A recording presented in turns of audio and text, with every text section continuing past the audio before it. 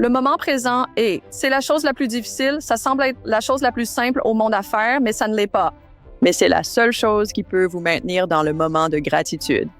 Pour vous garder ancré et dans le moment de gratitude pour savoir exactement pourquoi vous êtes ici et pas. Et pas dans le passé de ce qui s'est passé et des et si. Parce qu'il y a toujours un et si dans le passé. Shelby vit, elle vit toujours, j'en suis sûre. Le fait est que elle vit dans le passé. Et si, et le passé ne vous sert à rien. C'est déjà arrivé. Bonjour tout le monde, bienvenue au Ask Julie Ryan Show. Je suis ravie que vous puissiez être avec nous aujourd'hui car nous avons Wendy Elizabeth avec nous. Salut ma belle, bienvenue dans l'émission. Salut, merci pour l'invitation. Bonjour tout le monde. Wendy a perdu sa fille Summer et son parcours depuis son décès a été remarquable. Je lui ai donc demandé de venir partager avec nous ce qui l'a aidé à traverser ce deuil inimaginable et aussi ce qui l'aide à aider d'autres personnes à traverser leur deuil quand elles perdent un être cher, surtout un enfant. Alors, Wendy, merci beaucoup d'accepter de partager tout cela avec nous. Oh, de rien. Oh, vraiment de rien. Elle a écrit quelques livres, Summer Smiles, et aussi Calling All Angels Journal, et elle me les a envoyés, donc nous allons en parler aussi. Alors, comment pouvons-nous faire partie de la vie de nos proches décédés et faire en sorte qu'ils fassent partie de notre vie? Je pense, si vous êtes prêt à croire que ça existe et à comprendre que la mort n'est pas la fin pour les gens et qu'il y a une vie après la mort. Certaines personnes ne croient tout simplement pas ça. Certaines personnes, vous savez, juste comme moi, j'ai une amie que je rencontre parfois au cimetière. Sa fille avait 2 ans de moins que Summer et je l'ai complètement éclairée à ce sujet. Nouveau pour moi, pas vraiment pour moi, mais pour elle. Le nouveau monde de l'au-delà. Et maintenant, elle cherche des signes et ça a totalement ouvert, je pense, son processus de deuil au point où maintenant, elle comprend mieux et elle est plus soulagée de savoir qu'elle n'est pas juste partie, qu'elle est toujours avec elle. Oui, je travaille beaucoup avec l'organisation Helping Parents Heal. Et c'est ça. Et aussi, la recherche montre que la meilleure façon d'aider les parents ou d'aider n'importe qui à gérer le deuil est de pouvoir communiquer avec leurs proches décédés et de recevoir des signes et de comprendre qu'il y a une vie après la mort. Ça, c'est la chose numéro 1 la plus réconfortante pour les gens. D'accord avec ça? Oui, absolument. Parce que juste après le décès de Summer, je veux dire, je crois vous avoir dit que j'ai 7 enfants, donc toute ma vie tourne autour des enfants. Je n'avais pas vraiment de monde extérieur. Je n'avais pas d'amis, ni d'amis femmes, ni d'amis hommes, aucun ami. Je faisais juste mes tâches ménagères, vous savez, conduire les enfants, la file des voitures à l'école, tout ça, tout le temps. Mais après le décès de Summer, c'était comme si elle était la principale parce qu'elle était l'aînée, on dirait. Et l'aînée avec qui je pouvais vraiment avoir des conversations, vous savez. Et quand elle est partie, ça a laissé un vide immense. Et puis quand j'ai commencé à aller beaucoup au cimetière, c'était divin. Je sais que c'était divinement voulu. Ces femmes ont commencé à venir vers moi parce que j'allais au cimetière 2 ou 3 fois par semaine et vous savez, je faisais des choses et je trouvais des excuses pour y aller, comme les fleurs ou autre chose. Je trouve une excuse. Et ces femmes passaient devant moi, à peu près mon âge, dans la cinquantaine, vous savez, et elles venaient me voir et on parlait. Et c'était bizarre parce que chacune d'entre elles, il y en avait 3, pour être exact, avait perdu un enfant. Quelles sont les chances? N'est-ce pas étrange? Et nous sommes devenus amis. Et restons en contact, n'est-ce pas fou? Oui. Et puis nous savons qu'il n'y a pas de coïncidence dans la vie. Non, oui, elles ont été guidées vers vous. Vous avez été guidés vers elles. C'est comme ça que ça s'est passé. Parlez-nous de votre fille. Summer est, et je ne dis pas était, est une âme vibrante. Même ici, sur Terre, elle était incroyablement énergique. Elle me rappelait un peu Cameron Diaz, juste pétillante tout le temps, vous savez, et nous avions une petite réplique de film qu'on répétait tout le temps, comme dans le film avec Cameron Diaz et Julia Roberts. Comment s'appelle-t-il? C'était quoi? Le mariage de mon meilleur ami. Elle disait toujours, tu n'es pas de la gélatine. Tu ne vas pas finir comme la gélatine. Vous savez, elle disait toujours ça à Cameron Diaz parce qu'elle voulait être normale comme elle. Et c'était une âme vibrante et elle maintenait la vie de tout le monde en mouvement et énergique et très comme j'ai dit, pétillante et juste l'âme de la fête tout le temps. Oui, et c'était difficile. C'était très difficile. C'était une lumière immense, éteinte quand elle est partie. Une lumière énorme. Une surprise ou était-elle malade? Qu'est-ce qui se passait? Non, non, c'était... Eh bien, comme dans le livre, vous avez vu, je ne suis pas vraiment entrée dans les détails. Je sais que vous avez... J'ai omis cette partie exprès. Non, c'était un choc total, car la veille, j'ai procédé par date dans les chapitres. Vous avez vu ça? Elle allait bien la veille et elle n'allait pas bien le lendemain. Oui, quelque chose de tragique lui est arrivé. Elle est décédée paisiblement dans son sommeil. Oui, c'est ça. Et c'était comme, c'est pourquoi dans un des chapitres, elle était, le jour où j'y suis allée avant, elle allait se faire les ongles avec sa sœur et elle était allongée là. C'est ça qui était si surréaliste parce que c'est comme ça qu'elle est morte le lendemain. Oui, non pas que ça rende les choses pires. Vous savez, quand on perd un enfant ou un être cher décédé, peu importe comment ils partent, c'est douloureux. Mais le choc de l'événement et le choc de ce que vous avez vécu, je pense que parfois, ça intensifie encore plus les choses. Eh bien, oui. Et ce jour-là, je veux dire, de tous les jours, c'était son mariage. Elle devait se marier ce jour-là. Et j'étais en train de m'installer à l'église et elle ne répondait aux emails de personne. Et il était genre 8h05 ou pour être exact, je sortais de la douche et on frappe à la porte. Bien sûr, on a ce truc redouté des flics à la porte. Et j'ai mis ma robe de chambre et c'est ce que c'était. Et je ne savais pas ce qui se passait. J'ai pensé peut-être, je ne sais pas, j'ai pensé elle et son, il y avait une dispute entre elle et son fiancé ou quelque chose comme ça. Je ne sais pas ce qui se passait. Je n'ai pas du tout pensé au pire. Oui, c'était, vous avez raison. Le choc, c'est, mais qu'est-ce qui se passe? Tu allais bien il y a quelques heures. Qu'est-ce qui s'est passé, vous savez? Oui, eh bien, il faut surmonter le choc et ensuite entrer dans le deuil. Tandis que aussi difficile que ce soit quand quelqu'un est malade, ça nous donne presque un peu de temps pour nous préparer autant que possible humainement.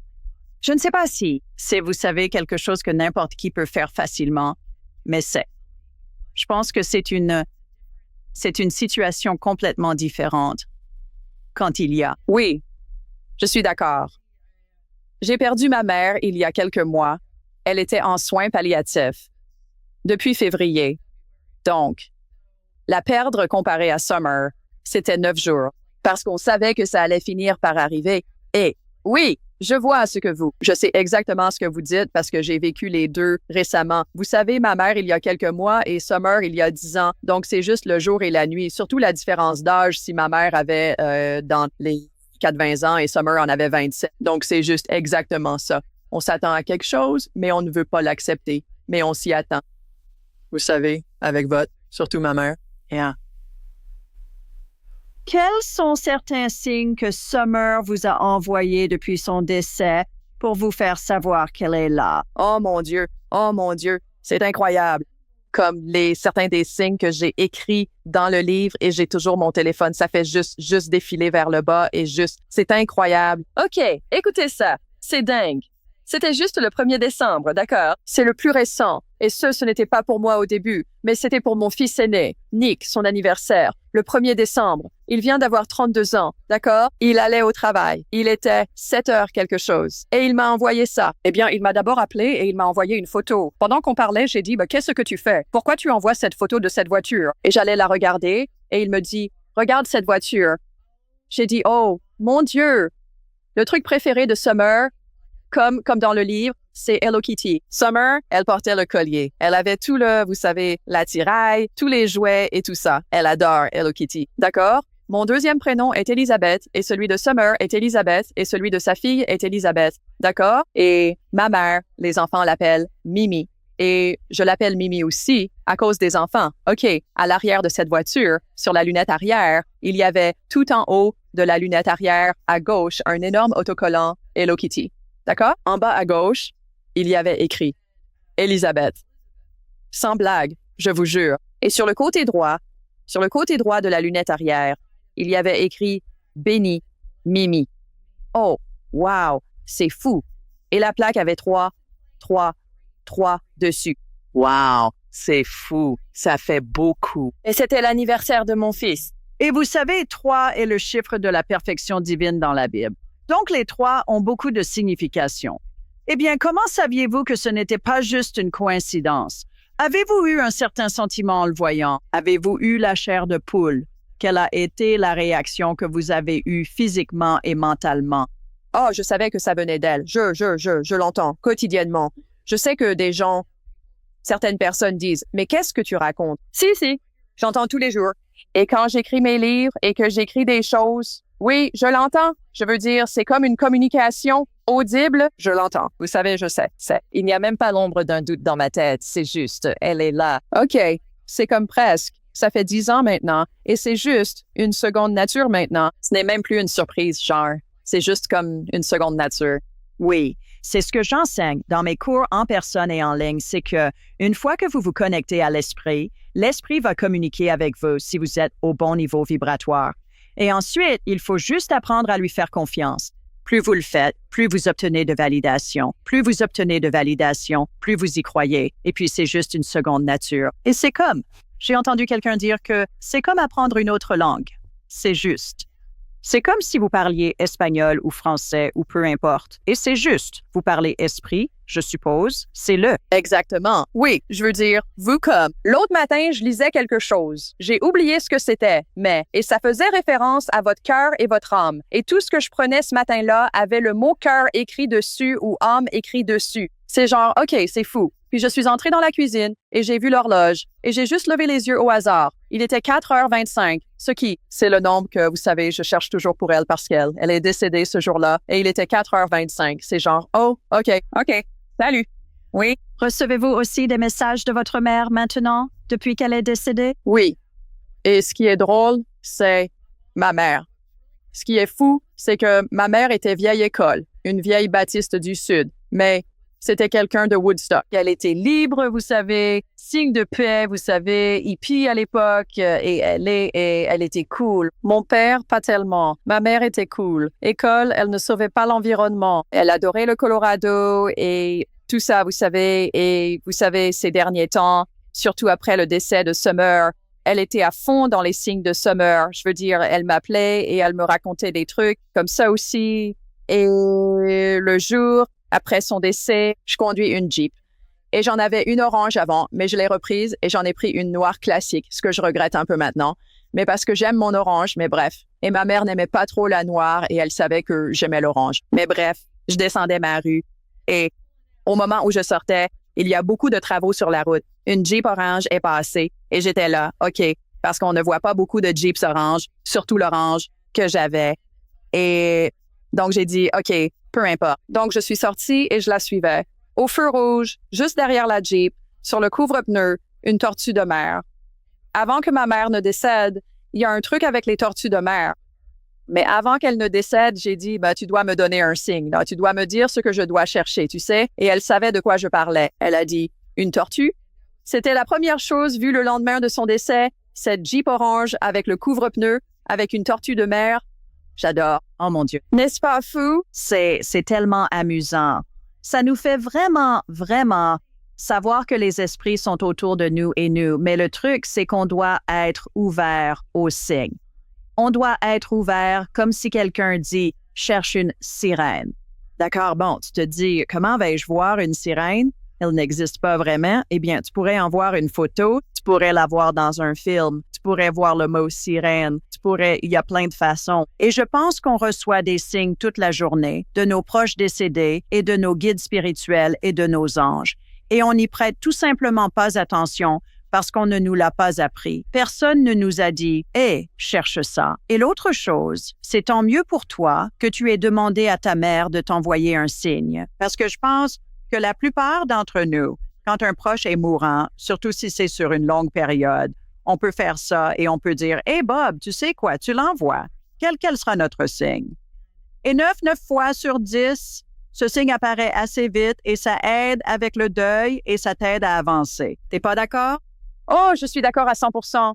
Et avec Summer, parce que, tu vois, j'étais là-dedans même avant que Summer ne décède. Je veux dire, je ne m'y suis pas mise juste quand Summer est partie. Ce qui était bizarre, c'est environ quelques mois, mais avant qu'elle ne décède, je pense vraiment que j'ai été divinement guidée pour tout lui dire parce que je recevais des signes de l'esprit environ au moins 2 ans avant qu'elle ne parte. Et je pense qu'il me conditionnait avant qu'elle ne parte pour que je sache ce que je faisais parce que j'étais à fond dedans. J'étais genre en train d'étudier tout ce que je pouvais. J'allais chez Barnes & Noble et j'y restais des heures, dévorant des livres, essayant de savoir lequel prendre. Et le livre de Sylvia Browne, c'était mon premier. Un livre de Sylvia Browne, je l'adorais.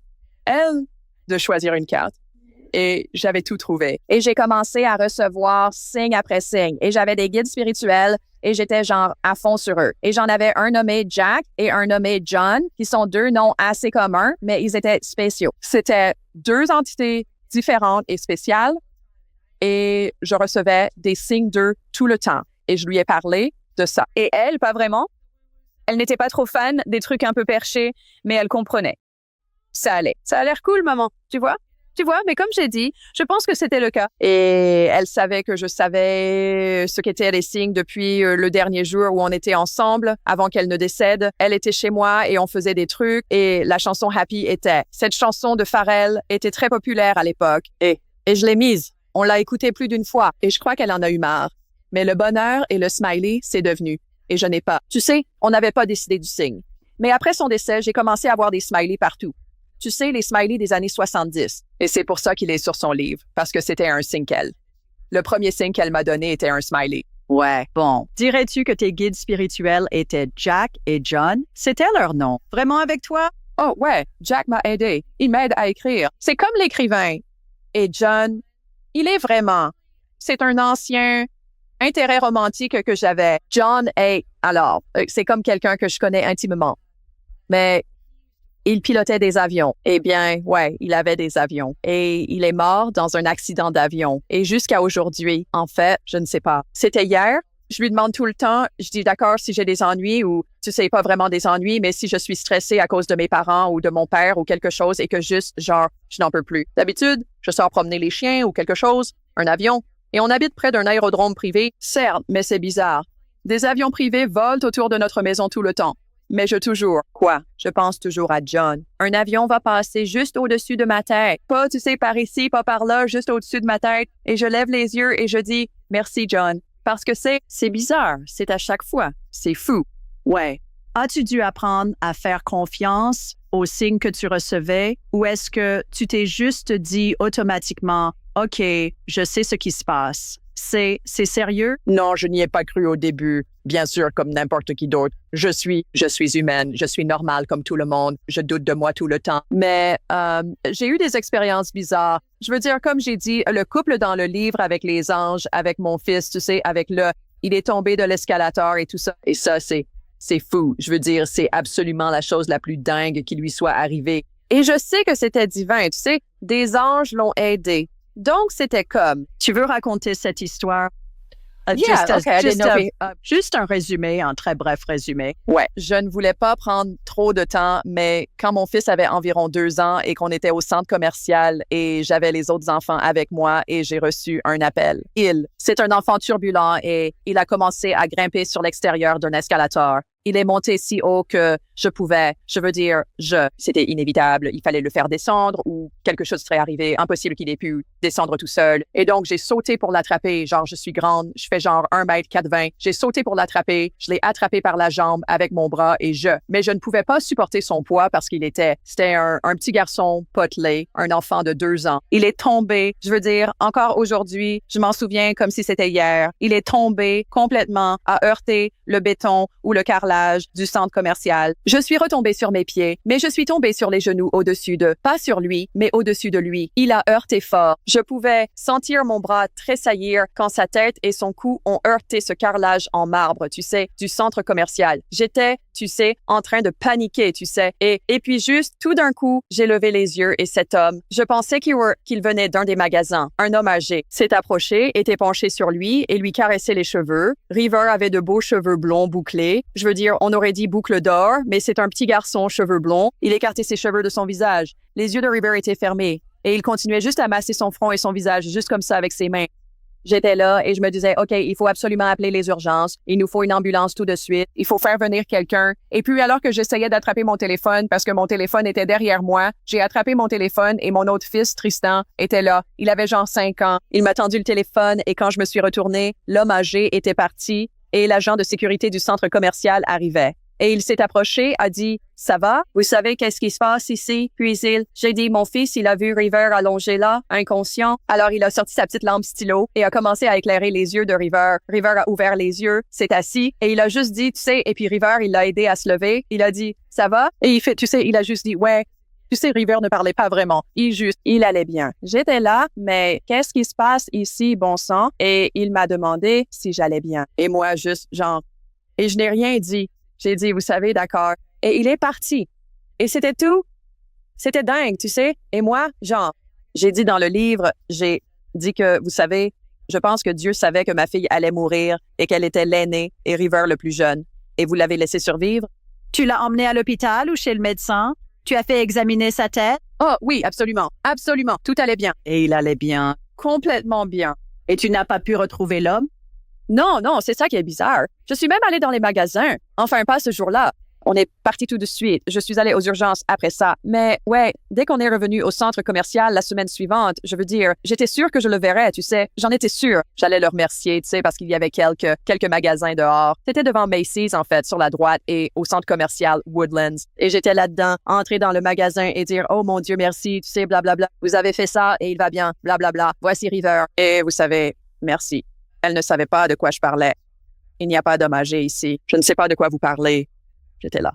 D'accord. Puis j'ai essayé le magasin d'à côté, mais le magasin d'à côté était genre une parfumerie, genre pour les jeunes filles. J'ai dit qu'il ne travaillerait pas dans celui-là. C'était un magasin. Genre, je sais pas, qu'il y avait des bougies et des trucs dedans. Et c'est de ce magasin que je pensais qu'il était sorti. Et l'autre magasin était genre un magasin de chaussures, comme un magasin Payless. Et je savais qu'il n'était pas dans celui-là. J'étais là. Je sais pas. Et je ne l'ai jamais revu, donc. Mais il avait un badge d'employé. Il avait l'air d'être un employé d'un magasin. Je n'ai pas vu le devant de sa chemise. C'était bizarre, car il était agenouillé.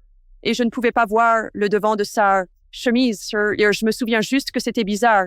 Blanchâtre, une chemise. Je ne sais pas, je ne faisais pas vraiment très attention. Il portait un pantalon. Mais je sais que c'était un homme âgé. Et c'était tout. Je ne l'ai jamais revu. Je comprends que c'était un ange. On entend parler de ça. Des anges sous forme humaine. Et je sais que tu y crois aussi. Et je reçois qu'il s'appelle Mathias. Mathias. Donc, tu peux lui parler. En fait, ça me met les larmes aux yeux parce que... Trop cool! Tu sais ça? Ouais, je vais le noter. C'est trop cool. Ouais, Mathias, c'est son nom. Je pense que c'est un excellent exemple aussi. Des choses qui arrivent dans nos vies où on est vraiment plus fort qu'on ne le pense. Tu es d'accord avec ça? On pense, OK, on n'est pas si fort que ça. On ne va pas pouvoir surmonter ça. Et pourtant, on y arrive. Donc, certainement avec ce que tu as vécu. Est-ce que c'est quelque chose ça résonne en toi, cette affirmation? C'est drôle que tu dises ça parce que ma plus jeune fille, Zoé, tu sais, elle a en quelque sorte abordé ça il y a des années à propos d'après le décès de Summer. Et je. Ma réponse à ça est, je suppose que c'est qu'on n'a pas le choix. On doit le surmonter. On n'a pas le choix. Et pour moi, je ne connaissais rien d'autre. Je veux dire, je ne savais littéralement pas quoi d'autre, pas quoi faire d'autre. Et par rapport à la question que tu me posais tout à l'heure, savais-tu comment je crois aux signes et si je ne pensais pas que c'était des coïncidences ou si je doutais de moi? Quand je recevais des signes avant le décès de Summer, ils utilisaient River comme un canal.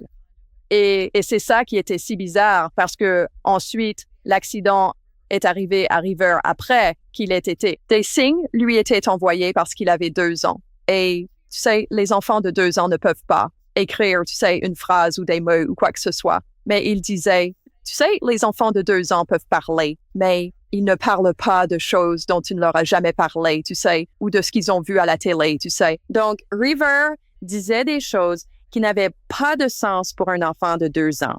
Il disait des choses auxquelles je pensais ou que l'esprit m'avait dit que je pensais. C'était bizarre. Et une fois, pour être exact, je me souviens t'avoir dit que John est mort dans un accident d'avion. Et River ne connaissait pas John. C'était avant que j'aie des enfants. Et il était dans son siège auto un jour et il avait Il adorait. River adorait écrire. Comme j'ai dit, il a 2 ans. Pourquoi un enfant de 2 ans aimerait écrire? Mais j'ai donné. Il avait un bloc jaune. Il transportait un bloc-notes jaune partout avec lui. Il avait un crayon ou un crayon de couleur avec lui, tu sais. Et un jour, on était assis dans le siège auto et il écrivait des trucs. Peu importe. Et on est rentré à la maison et je l'ai sorti du siège auto. Il sortait, il est parti en courant à travers le jardin. Et j'ai regardé ça. J'ai dit, qu'est-ce que c'est que ça? Bon sang, je l'ai encore aujourd'hui. Je ne sais pas où il est, mais je l'ai toujours. C'était un dessin. Je veux dire, certes, c'était un dessin ça ressemblait à un avion, comme un enfant de 2 ans pourrait dessiner. Mais on pouvait dire que c'était un avion. Et ça ressemblait à un bonhomme allumette tombant d'avion. Et j'ai dit, je le lui ai montré et j'ai dit, qu'est-ce que c'est? Qu'est-ce que tu as dessiné? Ce que tu as dessiné? Et il fait, oh, c'est cet homme qui est tombé dans l'eau. Ouais, j'aime bien cet homme. C'est un homme qui est tombé dans l'eau. J'étais là. D'accord. Et je n'ai jamais vraiment tiré grand-chose d'autre de ça, sauf un autre jour. Il se tenait sur le porche et il avait ses bras grands, ouverts. Et j'étais là, qu'est-ce que tu fais? Il a dit, oh, je vole. J'adore voler dans ce genre d'avion. Donc, John lui parlait définitivement, tu sais. Alors John est mort parce qu'il s'est écrasé dans l'eau avec son avion. Ouais. Oh, désolé de ne pas t'avoir dit ça. Oui, c'est vrai, en Californie. Son avion s'est écrasé en Californie. Ouais. Oh mon Dieu. Oui, un avion privé. Non, mais sérieusement, ça ne s'invente pas du tout. C'est assez fou, non? Je sais. C'est fou. Ouais, absolument, ouais. Et j'ai tellement de mères et de grands-mères qui me racontent ce genre d'histoire et c'est ce qui m'a amené à écrire ma série de livres pour enfants, la série Messages des anges. Il y en a 4, Messages des anges pour les enfants, pour les chiens, pour les chats et pour la vérité. Et c'est parce que tant de mamans, Wendy, m'ont dit « Peux-tu, s'il te plaît, écrire quelque chose que je puisse lire à mon enfant, qui l'aide à comprendre? Comment parler à ces personnes qui sont décédées, tu sais, ces esprits? » Et ils ne les ont jamais connus, comme cet exemple avec John ou un grand-père décédé, et ils disent des choses qu'ils ne pourraient pas savoir. Et les jeunes enfants connaissent aussi les vies antérieures. Et aussi, l'autre question que beaucoup de mamans me posaient avant que je sorte ces livres, Wendy, c'était « Qu'est-ce que je dis quand quelqu'un décède? » Parce qu'on va dire « Eh bien, chérie, papy est au paradis. » Et ils vont dire « Ils seront au funérarium. » Ils diront « Non, ce n'est pas vrai. Il dort dans cette boîte là-haut. » Mais les petits-enfants savent ces choses. Nous arrivons tous avec cette capacité. Il s'agit juste de la développer. Changeons de sujet 1 minute. Tu es très connecté aux anges et je sais que tu as beaucoup étudié les anges. Parle-nous de ta relation avec les anges. Y en a-t-il de spécifique à qui tu demandes, avec qui tu travailles, avec qui tu as des conversations? Parle-nous de ton expérience avec les anges. Je compte sur eux au quotidien. Je sais que nous avons tous des anges gardiens et je sais que nous avons tous, tu sais, un groupe d'anges qui nous entoure. Mon ange principal, ça peut paraître idiot, mais elle s'appelle Hope et notre nom est. C'est bizarre parce que quand River était... Tout ramène à River. C'était mon dernier enfant, mais je pensais que c'était une fille. Et pour une raison, le cabinet de mon médecin, mon gynéco, était sur Hope Road. Chaque fois que j'allais chez le médecin, je disais Hope Road. Drôle, non? Et c'est là que j'ai trouvé, d'accord, eh bien son prénom parce que je pensais que River était une fille. Et c'était à l'époque où on ne voulait pas connaître le sexe. Tu sais, je n'ai jamais su le sexe de mes enfants. Moi non plus. Je n'aime pas les fêtes de révélation du sexe, pour être honnête. J'aime beaucoup avoir la surprise à la naissance. Mais bref, pour revenir à ça, ouais, je pensais vraiment que River serait une fille et que son prénom serait Hope. Bien sûr, River était un garçon. Et River était le titre d'une chanson que je connaissais et aimais beaucoup. C'est pour ça qu'il s'appelle comme ça. Mais j'ai découvert que la raison pour laquelle j'étais attachée à Hope, mon ange gardien s'appelle Hope. Elle s'appelle Hope. Et elle est comme ma meilleure amie. Je veux dire, je lui parle sérieusement tous les jours. Et le plus étrange dans tout ça, c'est que j'avais cette bague que j'avais une James Avery d'il y a plusieurs années. Et quand James Avery faisait les petites bagues avec des mots écrits, tu sais, comme amour et tout ça, tu les as vus. Eh bien, ils en avaient une avec le mot Hope. Et je l'ai eue il y a plusieurs années et je la portais quotidiennement, tout le temps. Et ma mère, Mimi, avant qu'elle ne décède, quand elle était malade, quand elle allait encore bien et pas trop malade, elle n'arrêtait pas. Elle la voyait toujours sur ma main et elle adorait les bijoux et elle adorait James Avery. Et c'était son truc. Et un jour, je l'ai enlevé de ma main et je la lui ai donnée et c'était son truc. Même quand elle déclinait de plus en plus vite, elle disait juste, elle pointait son doigt vers moi. Elle disait, je suis avec Hope, je suis avec Hope. Tu sais, elle faisait ça. C'est donc, ouais. Et avec les anges, aussi avec les archanges, comme Michel et Raphaël et tous les autres et Gabriel. Ouais, et tu fais juste appel à eux quand tu as besoin, pour ce dont tu as besoin. Et il y a certains anges, tu sais, qui se spécialisent dans certaines choses, comme ma fille, Zoé. Elle n'arrivait pas à concevoir pendant très longtemps. Et je sais que Gabriel est bon pour, tu sais, la conception et il porte les lys blancs et les perles et tu sais, et il est bon pour la fertilité. Je lui ai donc acheté la bague au lys James Avery. Elle n'est plus produite. Et le jour où je lui ai donné cette bague, même elle l'a dit elle-même, c'est trop d'informations. TMI, tu sais, trop d'informations. Mais elle a dit, maman, je déteste te dire ça, c'est trop d'informations, mais le jour où tu m'as donné cette bague, c'est le jour où j'ai conçu Belle. N'est-ce pas fou? C'est sa fille. Ouais.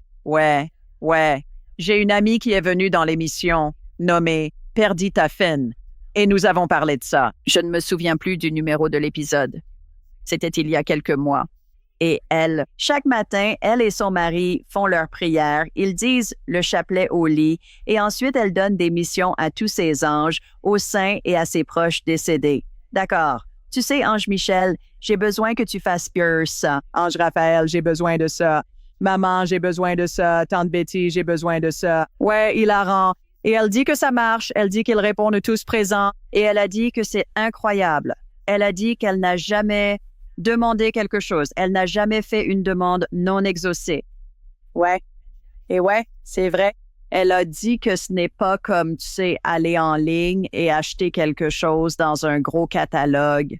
Elle l'a dit. Tu sais, ça peut ne pas arriver instantanément, mais tout ce qu'elle a jamais demandé, chaque souhait, on pourrait dire, a été exaucé, ce que je trouve incroyable. Les anges sont-ils avec nous toute notre vie? Tu penses? Penses-tu que tes enfants et tes petits-enfants avaient des anges quand ils sont arrivés? Et nous avons tous encore, peu importe notre âge, des anges qui nous entourent. Absolument. Même pour ceux qui ne semblent pas les mériter. Et pour ceux qui les méritent. Tu sais, parce que j'ai quelques personnes dans ma vie qui ne les méritent pas. Tu sais, je ne vais pas dire qui, mais oui, c'est le cas. Mais ils restent en retrait et les observent parce que, tu sais, nous avons le libre arbitre et on ne peut pas nous faire dire quoi faire. Mais ils sont là, à les pousser doucement. Je veux dire, Dieu veut que nous soyons tous les meilleures personnes possibles et je pense que nous arrivons tous avec au moins 1, 2 ou 3.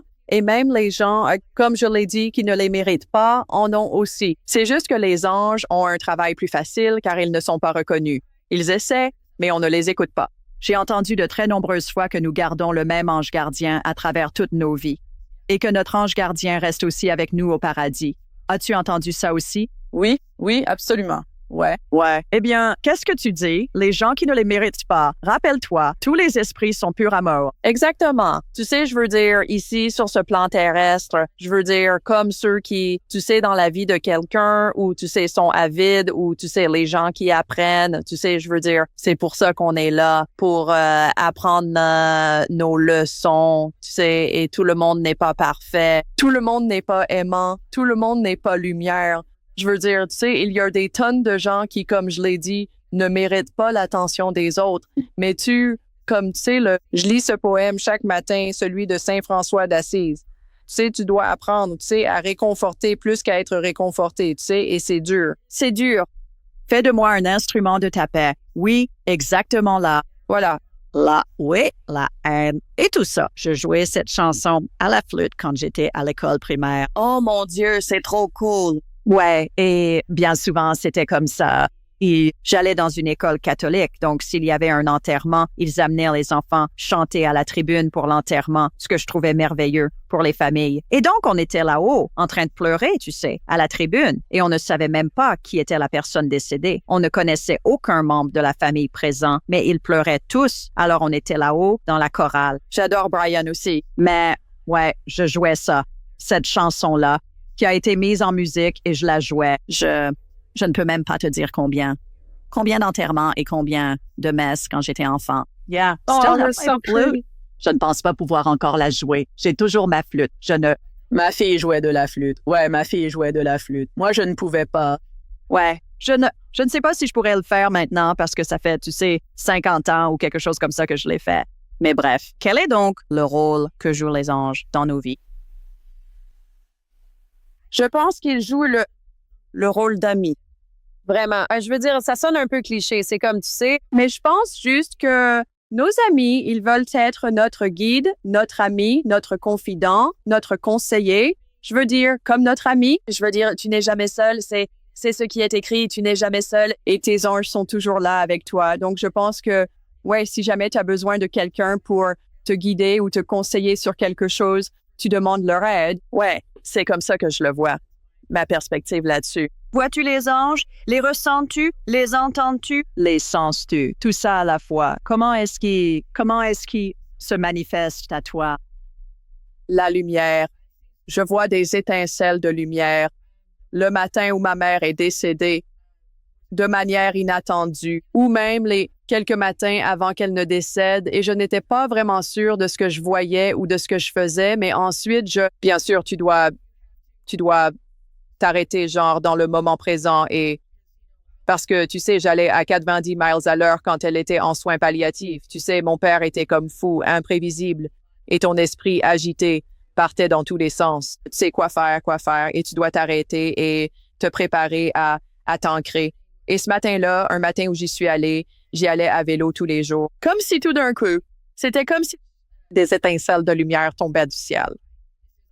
Dès que je suis descendue du vélo dans l'allée, c'était la lumière. Ouais. Et puis l'autre matin aussi, pour une raison quelconque, je traversais encore quelque chose avec mon père et je suis sortie et j'ai vu la lumière. Et puis tu ressens presque comme une paix ou une sérénité authentique sans médicaments. Tu sais, je pourrais prendre tous les médicaments que tu veux, genre un Valium et me sentir bien. Mais c'est comme, j'ai ressenti ça, tu sais, avec le sentiment de ces lumières. Tu sais, je me suis juste sentie calme tout d'un coup.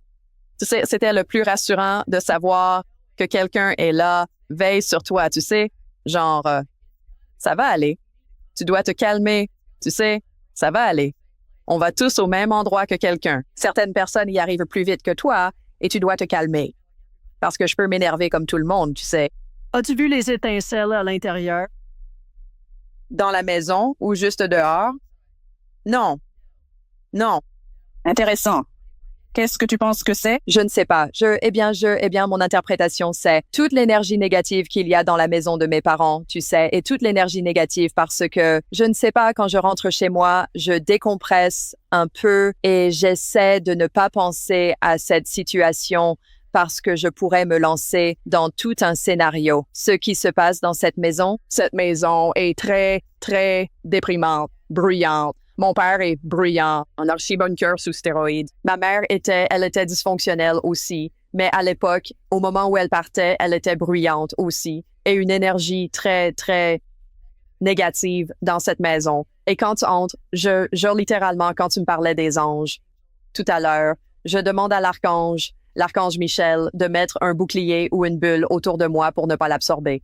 Parce que si j'entre sans mon bouclier, comme tu sais, il a son bouclier, j'absorberai tout ça et j'entrerai déprimée, en colère, violente, avec une agressivité pour combattre leur comportement. Et si j'entre avec l'essence apaisante, genre, je sais que j'ai eu une protection. J'étais là. De quoi as-tu besoin? Pourquoi es-tu contrarié? Occupons-nous de ça, ça va aller. C'est parce que je dois être comme ça pour calmer les choses là-dedans. Fais de moi un instrument de ta paix. Exactement.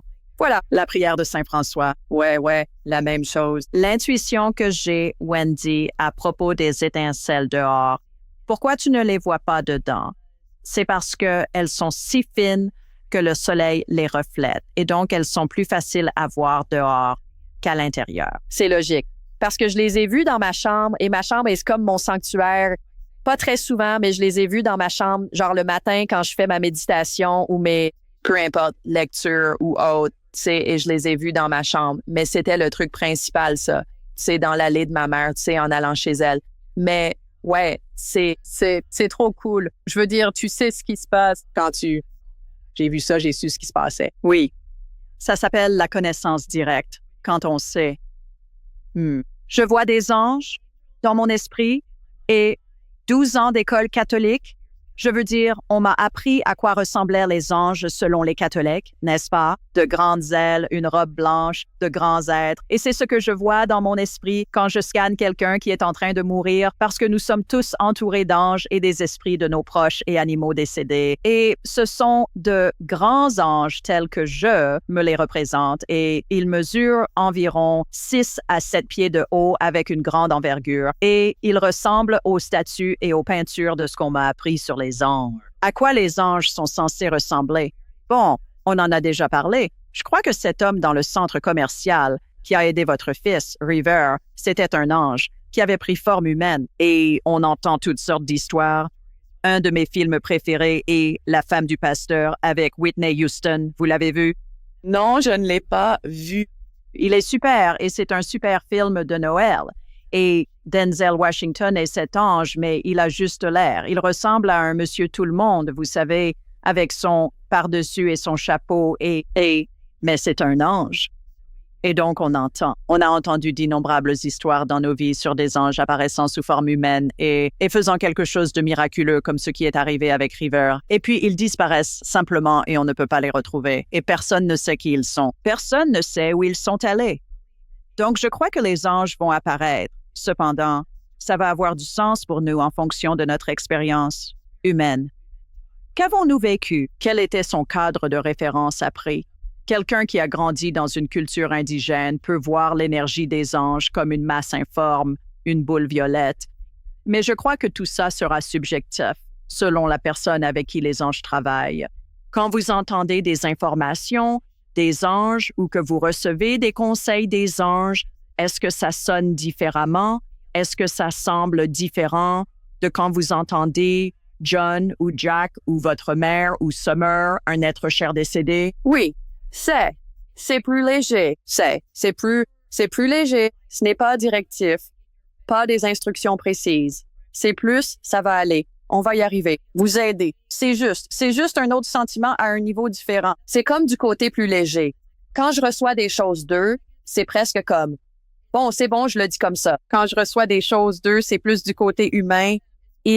C'est comme s'ils parlaient dans l'humain, comme nous parlons, comme une conversation normale, décontractée. Les anges, pour moi, sont plus formels et c'est plus comme le plus léger. Tout va bien se passer, on va gérer ça ensemble. Je veillerai sur ton fils aujourd'hui, je te protégerai aujourd'hui, t'inquiète pas, je te couvre, ce genre de choses. C'est plus léger, je ne peux pas. C'est la meilleure façon dont je peux me le décrire. C'est plus réconfortant, voilà. C'est un bon mot, réconfortant. La communication que j'ai avec eux ressemble plus à des conversations normales. Comme avec une personne normale, vous savez. Vos proches bien-aimés qui sont décédés. Oui, exactement. Oui. D'accord, ça a du sens. Vous dites que quand Dieu organise une fête, il prévoit toujours une surprise. Parlez-nous de ça. Pourquoi dites-vous ça? Oh mon Dieu, c'était fou. En fait, vous savez, c'était hier. Le 14 décembre, c'était hier. Et c'était le jour où je faisais. C'est ce qui s'est passé. C'est comme ça que c'était. Dou. Donc, j'ai lu, vous savez, j'ai écrit le livre, mais je ne l'ai pas vraiment rouvert depuis des années parce que ça, je ne vais pas mentir, ça me bouleverse de relire les choses qui, vous savez, se sont passées et de m'en souvenir. Parce que 10 ans, ça fait un bail. D'accord. Le 14 décembre, sans le savoir, ce jour-là, je suis allée chez Summer et c'est comme une des premières fois où je suis entrée dans la maison et je cherchais, je suppose, quelque chose. J'ai oublié ce que je cherchais pour une raison quelconque et je suis entrée dans sa chambre d'amis où je n'étais pas allée depuis son décès et c'était comme si elle avait mis toutes ses boîtes et ses affaires là-dedans. C'était juste comme un méli-mélo de différentes choses. Bref, je suis entrée là et j'allais regarder dans le placard je crois que c'était un sapin de Noël. Pas un sapin de Noël, mais je cherchais, je sais, le saladier à punch pour l'anniversaire de Willow. L'anniversaire de Willow, la fille de Summer, c'est le 19 décembre. Donc, je cherchais ce saladier. D'accord. Je suis entrée et il y avait un lézard sur le rebord de la fenêtre. Je me suis approchée, j'ai attrapé le lézard, j'ai laissé la porte d'entrée ouverte et suis sortie pour le mettre dehors. Je n'avais pas mon téléphone. Puis, je suis retournée à l'intérieur. Au milieu du sol, il y avait un sapin de Noël. Un petit sapin de 2 ou 3 pieds. J'ai dit, ce n'était pas là tout à l'heure. Qu'est-ce qui se passe? Parce que le sol était couvert de boîtes, sauf ce tout petit coin. Donc, j'aurais su s'il y avait un sapin là, vous savez, et il n'y avait pas de sapin là. Et j'étais la seule là parce qu'il était genre 7 heures du matin. Alors, j'ai regardé ça et j'ai dit, mais attends une minute. Quel jour on est aujourd'hui? Dimanche. D'accord, on est quel jour? Quoi? Cette date? Et j'ai couru chercher mon téléphone. C'était le 14 décembre. J'ai dit, oh mon Dieu, c'était le jour de la fête d'anniversaire de Willow. C'est le sapin que Summer avait décoré pour sa fête. Alors, vous êtes sérieuse là? Oh mon Dieu! En regardant par terre, il y avait une décoration de Père Noël en bois que Summer avait. Il y avait écrit « Croire dessus ». Et le nom de Willow était au dos. J'étais là, d'accord. Je ne peux pas inventer ces trucs. Comme vous avez dit, c'était fou. C'est dingue. Oui. Avez-vous bien utilisé le sapin et le saladier à punch? Definitely. Et j'ai aussi ramené la décoration à la maison. Oui. Et qu'est-ce qui se passe quand vous partagez cette histoire avec les gens? Comme ce jour-là, quand c'est arrivé, est-ce que les gens vous ont cru? Ont-ils pensé, oh, elle invente juste ces trucs? Ou trouvez-vous que ça apporte du réconfort aux gens? On espère vrai, vous savez, c'est ce qu'on anticipe parce qu'on veut répandre. La folie ou le choc ou comme le bonheur. Je suis là. Oh, qu'est-ce qui s'est passé? Oh, mon Dieu. Vous voulez partager ça? Vous voulez, comme vous venez de le faire. Vous savez, vous voyez de quoi je parle, donc vous comprenez. Et vous êtes là, c'est comme oui. Certaines personnes, oui, d'autres non. J'ai appelé une de ses meilleures amies qui vivait là dans la maison. Quand Summer y était, je veux dire, avant son décès, elle y vivait avec une de ses copines et elle m'a dit, d'accord, Madame Williams, vous allez aller bien. Elle pouvait voir que j'étais, vous savez. Mais ensuite, les jours passent et j'ai parlé à la mère de son petit ami, la mère de son ancien petit ami. Elle est dans le livre aussi, Lisa, et elle était à fond dedans. Elle dit, oh mon Dieu, cette fille est... Oh mon Dieu, cette fille est si forte. Elle vous montre juste des signes. Jésus. Et elle s'y connaît bien. Vous savez, elle était ravie. Vous savez, certaines personnes toutes. Tout le monde est différent. Oui. Et en plantant cette graine et en montrant l'exemple, les gens viendront vers vous quand ils seront. Ils seront prêts, ils vont. Vous avez planté cette graine. Donc, quand quelque chose comme ça arrivera à la meilleure amie de Summer, elle pensera à vous et elle se dira, d'accord, eh bien, peut-être qu'il y a quelque chose là-dedans. Et c'est tout ce que vous pouvez faire, c'est planter la graine. C'est comme offrir un cadeau à quelqu'un. Tout ce que vous pouvez faire, c'est le donner. Vous ne pouvez pas les forcer à l'aimer ou à le recevoir. Tout ce que vous pouvez faire, c'est le donner. C'est pareil avec ça. Je pense qu'avec ces choses spirituelles, ça aide quand on renonce. À attendre une réponse ou à exiger une réponse et juste dire « Oh mon Dieu, vous n'allez pas croire ce qui s'est passé ». Et puis on abandonne le résultat, qu'il l'accepte ou non, ce qui demande de la pratique. Ce n'est pas facile à faire au début. Vous dites que vous viviez dans le passé et le futur, pas dans le présent. Et que maintenant, vous vivez plus dans le présent. Pourquoi est-ce important pour vous de vivre dans le présent? Et pourquoi est-ce important pour nous tous?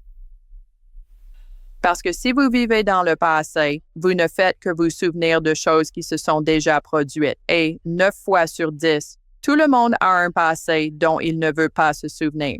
Et généralement, notre esprit humain, d'après ce que j'ai lu et vécu, va toujours vers le négatif en premier. Et si vous pensez au passé, vous n'allez pas penser à quelque chose que vous savez, comme si vous aviez gagné. Vous avez gagné un grand prix à quelque chose. Vous allez d'abord penser à cette dispute que vous avez eue avec votre mari. Vous savez, vous allez toujours spiraler vers le négatif en premier.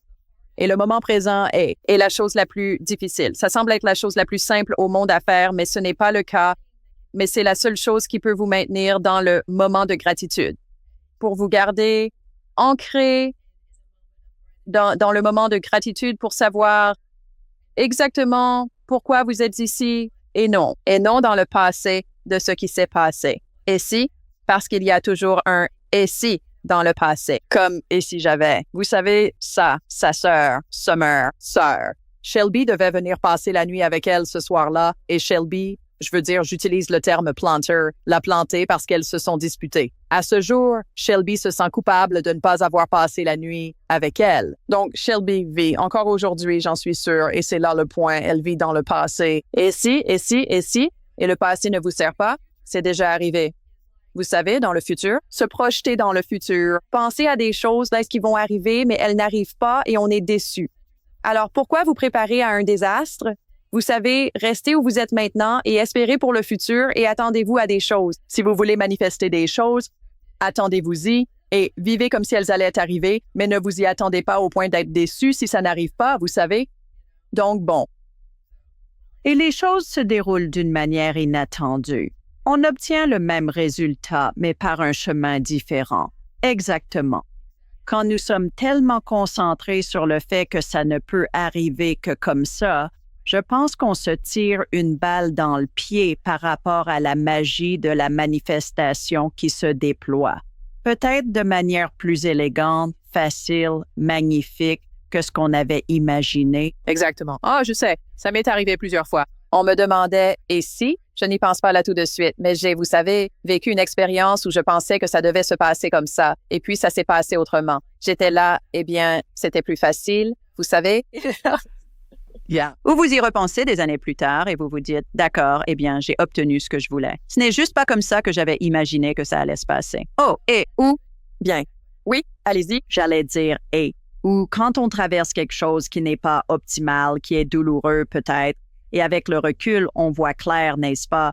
Vous y repensez et vous dites, d'accord, c'était horrible de vivre ça. Et pourtant, ça m'a bénéficié de cette façon et m'a conduit à ceci, ce qui a vraiment amélioré ma vie de multiples façons. Qu'alliez-vous dire? Oh, rien. C'était juste à propos de la manifestation. Et certaines personnes font des tableaux de visualisation et des trucs comme ça, et j'en fais toujours. Je sais que d'autres n'en font pas. J'aime juste en faire un chaque année.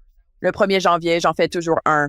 Et j'ai dit que j'avais la Jeep orange et j'imaginais ma nouvelle Jeep, une Jeep noire. Et on ne pouvait pas en 2020, c'est là que je cherchais une Jeep. D'accord, bonne chance avec ça. On ne pouvait pas en trouver une. Si on en trouvait, les prix étaient excessivement gonflés. Et donc, j'ai un peu repoussé. Finalement, j'ai mis sur mon tableau de visualisation une Jeep noire. J'ai imprimé ça d'Internet, une Jeep noire, et je l'ai mise sur mon tableau. J'ai dit, d'accord, j'aurai cette Jeep. D'accord, j'ai eu la Jeep noire en 22 et elle était toujours sur le tableau de visualisation et toujours accrochée sur le mur de ma salle de bain, vous savez. Et j'ai pu la regarder. J'étais là, attends, quoi? Et elle est pratiquement presque identique, la Jeep que j'ai eue, ce qui n'est pas, vous savez, si important que ça. Je veux dire, parce que je voulais cette Jeep. Mais ce qui est bizarre, c'est que j'ai regardé de plus près. Les 3 premières lettres sur la plaque sont les mêmes que celles de la Jeep. Sur mon tableau de visualisation, n'est-ce pas fou? Oui. Donc, c'est quelque chose que je n'ai pas manifesté exprès. C'était comme de la magie. C'était fou. C'était une Jeep noire, exactement comme je voulais. Mais ça m'était égal si la plaque d'immatriculation était la même. Mais je suppose que l'univers voulait que j'aie la même plaque d'immatriculation. Oh mon Dieu, c'est dingue. Vous croyez ça? Que les chansons nous trouvent? Dites-nous en plus sur ça. Les chansons me trouvent toujours. On dirait que Summer sait que c'est comme quand on a, comme vous avez dit, un être cher disparu, C'est comme un langage et ils utilisent ce que vous utilisez le mieux et connaissez le mieux. Et elle sait que les chansons, vraiment, sont mon signal pour savoir que c'est elle, surtout les chansons qu'on écoutait, comme la Happy Song. Et une chanson en particulier, quand je suis rentrée de chez elle ce jour-là dont je t'ai parlé, j'ai pris un CD dans une des grandes boîtes et j'ai cru que c'était un CD de John Denver. Et parce qu'il était dans une boîte de John Denver, et j'aime bien John Denver parce que j'aime le Colorado. Et donc, je l'ai ramené à la maison. Et c'est pour ça que j'avais une vieille Jeep à l'époque avec le lecteur CD. Donc, j'étais au cimetière la première fois et j'ai mis la chanson qu'on avait jouée. Une des chansons jouées à sa cérémonie, c'était Landslide. Et j'adore cette chanson. C'était un CD quelconque. Il était vierge, argenté et dans une boîte de John Denver. Et bien sûr, qui n'aurait pas pensé que c'était un CD de John Denver? Je l'ai mis dans le lecteur dès que je suis montée dans la voiture et j'ai lancé la lecture. Et je n'avais même pas fait la moitié du virage au cimetière. Et c'était une version acoustique de Landslide qui s'est mise à jouer. La même chanson que j'écoutais juste 5 minutes avant près d'elle, sur sa tombe, sur mon téléphone, celle qu'on avait jouée à sa cérémonie. C'est pas fou, ça? Comment ça arrive? Ouais. Ben, je pense que la musique peut déclencher tellement de souvenirs et tellement de sentiments merveilleux. Comment ça se fait qu'on se souvient des chansons? Je me souviens de chansons d'enfance. Je me souviens à Ohio State, leurs grands rivaux étaient Michigan. Je me souviens des gros mots de l'hymne de Michigan, la version d'Ohio State. Je m'en souviens. Ça date d'il y a 30, 40 ans et plus. Comment je me souviens de ça? Comment on se souvient des chansons qu'on entendait quand on était petit ou en grandissant, comme quand on était à l'école primaire et au lycée, et qu'on ne l'a pas entendu depuis 30 ans, mais on connaît toutes les paroles. C'est ça. C'est pas un peu étrange? Ouais. Comment est-ce que ça marche, tu penses? Je pense que c'est parce que ce que je pense, ce n'est peut-être pas vrai, mais je crois que tout ce qui t'apporte joie et bonheur, que tu te répètes assez souvent, surtout enfant, tu t'en souviens. Parce que je me souviens de plein de choses amusantes que j'ai faites enfant. Et comme tu disais, je me souviens de certains poèmes de quand j'étais gamine. Je me disais, mais comment ça se fait? Comment je connais ça? Et je peux le réciter encore aujourd'hui. Et comme tu disais, les chansons aussi, je pense que c'est ce qui t'apporte de la joie, qui reste en quelque sorte gravé en toi et qui te fait en quelque sorte revivre la jeunesse que tu avais et te fait te sentir mieux. Ouais. Ben, je pense que la musique aussi, c'est quelque chose d'angélique et de spirituel parce qu'on a reçu le Dr. Eben Alexander dans l'émission et il a parlé de son expérience de mort imminente. Ah, j'ai lu son livre. Ah, j'adore ça. Et il a raconté comment il avait l'impression d'être dans des niveaux d'énergie et de conscience de plus en plus élevés et que c'était cette musique qui jouait en fond sonore. Et à mesure que la musique changeait, les fréquences, il pouvait atteindre des niveaux d'énergie de plus en plus élevés. Quand je travaille sur le tympan de quelqu'un, comme s'ils ont des acouphènes ou quelque chose, un problème d'audition, je vois le tympan se réparer ou être remplacé par l'énergie des cellules souches. Mais ensuite, je vois des notes de musique et des ondes sonores rebondir énergétiquement sur ce tympan pendant qu'il s'ajuste pour rendre la tonalité correcte. Et j'ai demandé à un ingénieur du son qui travaille dans des studios d'enregistrement, j'ai demandé pourquoi est-ce que je vois des notes de musique et non pas des ondes sonores? Est-ce que ça représente de la musique? Ça ne devrait pas être juste des ondes sonores normales. Et il a dit non, il y a différentes fréquences. C'est pourquoi la musique peut susciter une réponse émotionnelle. J'ai trouvé ça intéressant. C'est très intéressant. C'est très intéressant. Oui, absolument. Quand j'entends des violons et de la musique douce comme ça, c'est un déclencheur émotionnel pour moi, tu vois. Ouais. Ce même ingénieur m'a raconté une histoire. Il a dit qu'il construisait un studio à UWTN, ici à Birmingham, qui est Eternal Word Network. Et Mère Angelica, cette religieuse catholique, l'a lancé et il a dit qu'il avait tout branché. Ils étaient prêts à passer à l'antenne. Tout était parfait et il n'arrivait pas à avoir de son. Et alors, Mère Angelica est arrivée avec une bouteille d'eau bénite et elle a commencé à en asperger tout le matériel audio. Et lui, il pense, « Oh mon Dieu, on va déclencher un incendie ici. Je veux dire, tout ça va court-circuiter. » Et il a dit, « Non, non, non, non, ne faites pas ça. » Et il a dit, elle est sortie de la pièce et tout ce matériel s'est mis à marcher immédiatement. C'est vraiment fou. J'ai trouvé cette histoire merveilleuse. C'est intéressant. C'est tellement fou. Une autre question. Pourquoi est-ce que quand on cherche le bonheur chez les autres, on trouve le bonheur nous-mêmes? Je t'ai entendu dire ça. Pourquoi? Pourquoi ça? Parce que c'est pour ça qu'on est là. Et je pense que quand on s'occupe des autres sans le savoir, ça te rend plus reconnaissant que ce que tu as, tu peux le donner à quelqu'un d'autre et le rendre heureux comme tu l'étais quand tu l'avais. Comme quand tu donnes des trucs à Goodwill, comme je fais, tu sais, je fais ça tout le temps. Tu sais, est-ce que ça ne te fait pas te sentir bien, comme un vieux pull que tu avais et que tu n'aimes pas? Si tu sais que quelqu'un d'autre va le voir comme un pull tout neuf et dire « Oh mon Dieu, regarde mon pull tout neuf. » Et est-ce que ça ne te fait pas te sentir bien? Ça te fait te sentir bien. Ouais, c'est pour ça. Ouais. On a une armée du salut où j'apporte des trucs tout le temps et beaucoup de gens viennent après la fermeture et ils fouillent dans les affaires que les gens ont laissées dehors. Et j'ai fait ça il y a quelques semaines et j'ai déposé plein de trucs. Et cette famille est arrivée avec plein de jeunes enfants et je sais qu'ils cherchaient des choses. Ils avaient probablement pas beaucoup d'argent. Et je parlais à la femme et j'ai dit, tenez, regardez ça, ça va vous plaire. Donc, je lui montrais ces affaires que j'avais déposées. Elle a trouvé ça super. C'est toi! Comment tenir un journal t'a aidé avec ton deuil? Je pense que le fait de l'écrire, ce n'est pas tant tenir un journal, genre, tu sais, cher journal, comme, tu sais, un jeune enfant écrirait dans un journal intime. Ce n'est pas comme écrire ce que tu as fait pendant la journée. Genre, tu sais, ce n'est pas comme une liste. Tenir un journal, pour moi, c'est écrire ce qui me vient et ce que je ressens.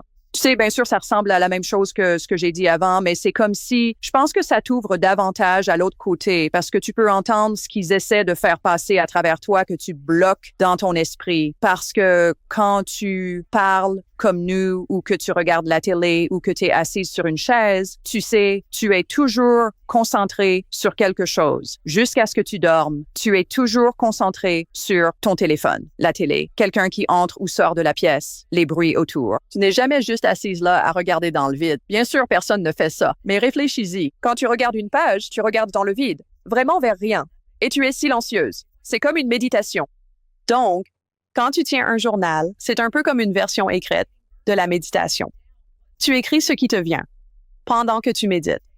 C'est comme ça que je le vois. Tu sais, ton journal, Calling All Angels, il remplit cette fonction pour toi. Et tu as de merveilleuses invitations à écrire dedans. Parle-nous de ce journal que tu as créé pour les gens. Ouais, c'est comme je l'ai dit avant. C'est comme ça que j'ai écrit le livre de Summer. J'ai d'abord commencé sur mon téléphone, mais je ne suis pas douée pour ça car je suis distraite sur mon téléphone. C'est comme tout le monde. Oh, qu'est-ce qui se passe sur Instagram? Oh, qu'est-ce qui se passe sur Facebook? Non, pose ton téléphone. Tu sais, je vais sur le téléphone, je me lance, note, c'est ce que mon. J'avais toute une liste, je l'ai toujours. Et ça remonte jusqu'à 2013. J'ai des notes que j'écrivais chaque jour sur des trucs, tu sais. Mais le truc du téléphone en est arrivé au point où, non, je ne veux pas d'électronique maintenant. J'écris ça. Le stylo sur le papier, ça marche mieux que l'électronique pour moi, en tout cas. Et ouais, donc je l'écris. Et pour moi, quand je recevais tous les signes pour Summer, je faisais comme, je l'avais sur un bloc jaune, comme River faisait. Tu sais, River m'a incité à prendre les blocs jaunes, tu sais, et j'ai écrit page après page après page. J'ai dit, il doit y avoir une meilleure façon. Bien sûr, tu peux en acheter un chez Target, mais j'en voulais un plus orienté vers ce que je faisais.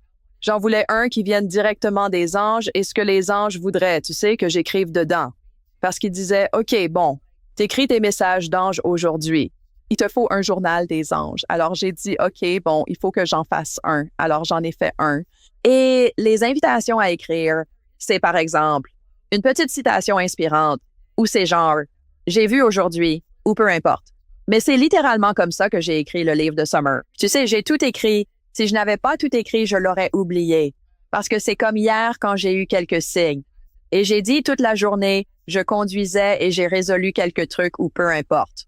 Et j'ai dit, moi, je vais noter ça en rentrant. Tu ne le fais pas, tu sais, tu remets les choses à plus tard, tu as sorti le chien, tu prépares le dîner et tu oublies.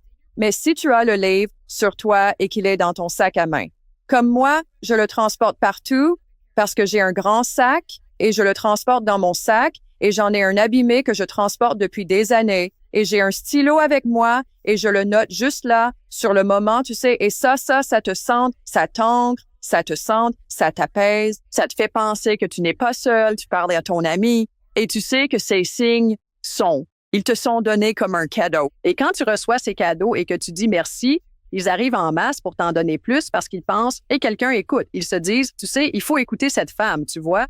Tu sais, et qui ne voudrait pas ça, tu sais. En plus, la gratitude est une vibration très élevée. Oh, donc On attire ce qui correspond à notre vibration. Donc, si tu te sens mal, tu vas attirer plus de mal-être. Si tu te sens bien, tu vas attirer plus de choses qui te font te sentir bien. Et ça semble si simpliste. Et pourtant, c'est vrai. Et ceux d'entre nous qui ont vécu ça, je peux dire que toi aussi, on sait que c'est vrai parce qu'on le vit. Ouais. Dernière question. Pourquoi penses-tu qu'on s'incarne? Je pense qu'on est ici pour apprendre nos leçons et jusqu'à un certain point. Et puis quand on retourne, tu sais, on a encore d'autres missions à accomplir. Je pense qu'on a tous plus d'une vie. Je veux dire, je ne suis pas très calée sur ce sujet, vraiment, pour être honnête, mais à mon avis, je pense qu'on a plusieurs vies pour accomplir des choses en tournée, si on peut dire, à faire ici sur cette terre. Et on est tous là pour prendre soin les uns des autres, tu sais, et c'est comme si tu es choisi, comme les gens disent que tu as choisi tes parents et choisi ceci et cela, et que tu sais, a choisi de partir tôt. Comme Summer, elle a choisi, tu sais, elle a été choisie pour partir à 27 ans pour une raison. On est tous là pour une raison. Mon opinion, c'est qu'on revient pour servir. C'est aussi simple que ça. C'est un escalator de service qui tourne sans fin C'est comme ça que je le vois. Wonderful. Tu es si extraordinaire et tu es si... J'apprécie ça. C'est pourquoi j'ai acheté ça. Mais j'apprécie ça, c'est pourquoi je te voulais ici. Quand je t'ai rencontré, je me suis dit, wow, Scous a beaucoup de sagesse qu'elle est prête à partager. Et j'apprécie tellement que tu partages l'histoire de Summer et tous les signes qu'elle t'envoie et comment tu aides les gens qui sont en deuil, non seulement de la perte d'un enfant, mais aussi de la perte de n'importe quel être cher. Les aider à traverser leur deuil et les aider à vraiment expérimenter la magie et la connaissance que la vie existe après notre existence humaine. Comment les gens peuvent-ils en apprendre plus sur toi et ton travail? Eh bien, j'ai un site web, c'est jonathanwin.com et c'est un site web complet. J'ai beaucoup de blogs et beaucoup d'écrits dessus que vous pouvez lire. J'avais un club de lecture il y a environ 1 mois. C'était Jonathan Livingston, Le Goéland, un de mes livres préférés. Certaines de mes amies, des femmes, surtout les Winter Cemetery, on a toutes lu le livre, on a toutes participé au club de lecture et on s'est toutes réunies et on en a parlé et de la signification spirituelle derrière. Et ça nous a tellement enrichis. On s'est rapprochés davantage et j'ai encore beaucoup de choses en cours avec ça. Mais si vous voulez acheter son livre ou le journal, vous pouvez aller sur Amazon ou Barnes & Noble et envoyez-moi un email. Mon email est dessus et je vous répondrai et juste pour tout ce dont vous avez besoin. Oui, et on mettra tout ça dans les notes de l'émission aussi. Donc, merci beaucoup d'avoir pris le temps pour nous et merci de vous être jointe à nous et on t'envoie juste beaucoup d'amour. Tout le monde depuis Sweet Home, Alabama et du Texas également, là où se trouve Wendy. À la prochaine fois. Au revoir tout le monde. Bye.